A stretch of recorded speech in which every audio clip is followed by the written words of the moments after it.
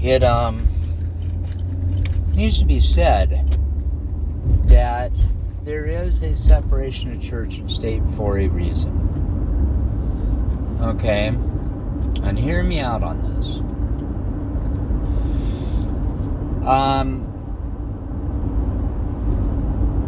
It separates out, and the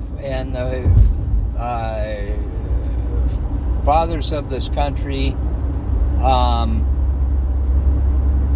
kept it separated for that reason. Okay? If you were going to lift up the name of Christ in your life, if you were going to be following Jesus, okay, and you decide that you want the country to be that way, you got to win the hearts of men. You don't make it a law, you don't make it a doctrine. Okay? That's already been tried and proven that you run into problems. Okay, you run into problems because of things like it takes over. We've already seen it with the reason why we are is because of the Church of England. And there was a corruption, both corruption on the church and the state level, because they ran into each other. There was also Spanish Inquisition and what else? White supremacy, whatever you want to say it, Nazi and all that. Every single one of them is because someone tried to raise a doctrine of faith to govern. Okay? Christ didn't come to be a president. Christ didn't come to run a country. Okay? If you are that form of a leader and you are a follower of a Christ, that's fine. You can raise that in your heart and raise that as who you are. But to change policy, it's for the church. It's for the believers. Okay? And it can be corrupted too easy when you start doing it as in the place of power, is the whole thing.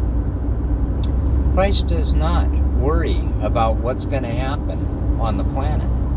He worries about what's happening with the hearts of men, with the minds of men, with the faith of people. Okay? And it does raise its own testimony because of historical fact of why you don't do this. Okay? Christ died on the cross for us 2,000 years ago, long before the ideology of democracy, long before the forging of nations, and render to Caesar what is Caesar's. Render unto Caesar what is Caesar's. Okay? That's a power on earth. Okay, that's a governing power, and that is still small potatoes compared to what Jesus does in the hearts of and minds of men and people. And so I just need to say that it's easy to keep a separation. You know, you have to work at it a little bit, but for the most part, this is about Christ. This isn't about Bob, who is a professed Christian, wanting power, and then he turns around and gets everyone else on board with it to rule a nation. Okay? Those things can go sideways way too easy. And once again, Christ is the King of all kings. He doesn't worry about running a nation. He worries about, or not worries about, he lives and breathes for humanity, which is on a whole bigger scale.